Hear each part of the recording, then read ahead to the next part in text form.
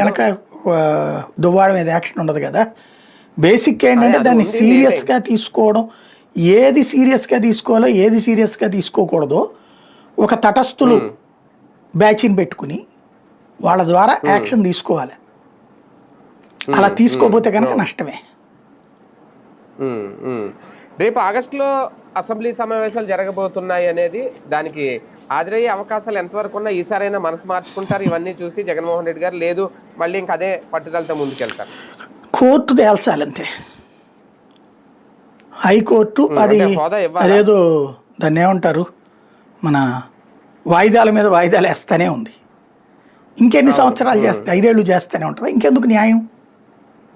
అది న్యాయమో అన్యాయం ఏదో ఒకటి చెప్పేసే నువ్వు.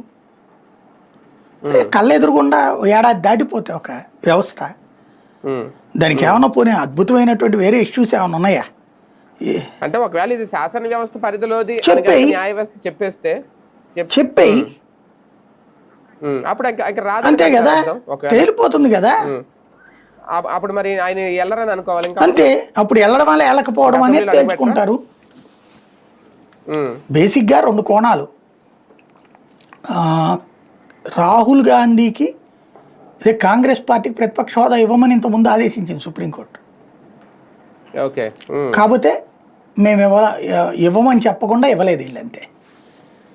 కానీ కాంగ్రెస్ పార్టీ ఫ్లోర్ లీడర్గా కాంగ్రెస్ సూచించినటువంటి అధీన్ రంజన్ చౌదరి, రెండోసారి మల్లికార్జున్ ఖర్గే ఫ్లోర్ లీడర్లుగా ఉన్నారు.